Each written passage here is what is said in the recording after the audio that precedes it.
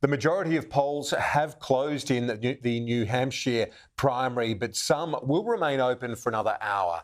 Voters there deciding whether they want Donald Trump or Nikki Haley as the Republican candidate for president. The state expected to be a make or break for Haley. Many predict she will have to suspend her campaign after this primary and before the vote in South Carolina, her home state.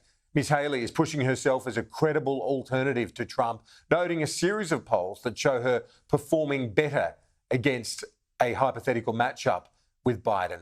For more, let's bring in my colleague, our Sky News Washington correspondent, Annalise Nielsen, who joins us live now from a polling booth in New Hampshire. Annalise, I'm glad you're indoors. It looks freezing in New Hampshire right now, but the state on track for a record high turnout nonetheless. And that seems to be quite connected. Iowa was frigid. It was so unbelievably cold. Even the Iowans were telling us that. And it did seem to translate into some poor turnout. We are expecting record turnout here. The Secretary of State of New Hampshire has previously said up to 322,000 people participating. And that seems to be on track. What we've seen here at this polling booth when we've been here today is very high turnout. We've been speaking to voters coming in, and as is often the case, it was the Trump supporters who were very enthusiastic to tell us that they were voting for Donald Trump. The Nikki Haley supporters were a little more coy, but this is always waiting for the actual result. And one of the women who's been running this whole thing is Lisa. How are you going? I'm doing well. How are you? Good. Sorry, I know I'm shouting you a bit. No. What's been the turnout here today? So we've had a really great turnout. Today we are at just over 45% of our checklist, and so that is 8,701 voters that have come through so far today. Wow. So how does this compare to previous years for this polling booth?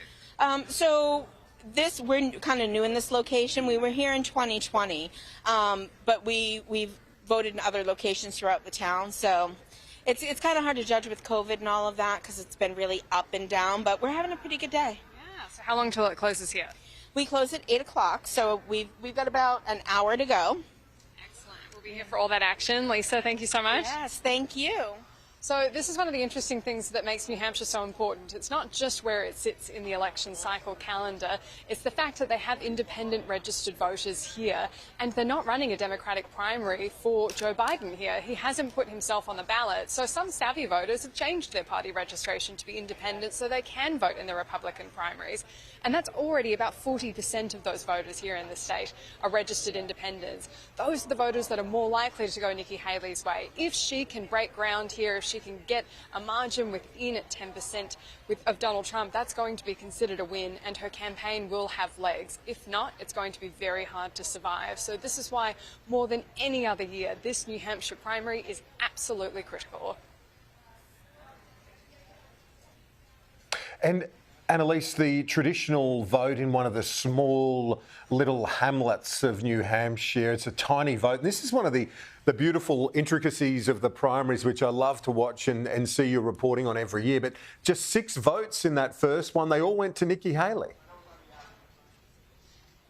They did all go to Nikki Haley, and you might say, OK, it's only 6 votes. Yes, no one's going to the White House on 6 votes, but this has traditionally been a very good indicator of where the actual nomination for New Hampshire goes. In fact, this small town, with its 6 votes that they cast at midnight just so they can be the first in the nation for the primary, has picked all those candidates except for 2016. So for this whole conversation, I know that we're talking about a race that normally these elections run a certain way. People say, look, you can't be the Republican presidential candidate if you don't pick up New Hampshire and Iowa. But what I would say is we have spent about the last 5 years saying that everything has been unprecedented. This might well be unprecedented too. Sure, the polls are absolutely going in Donald Trump's favour, but it's not over yet.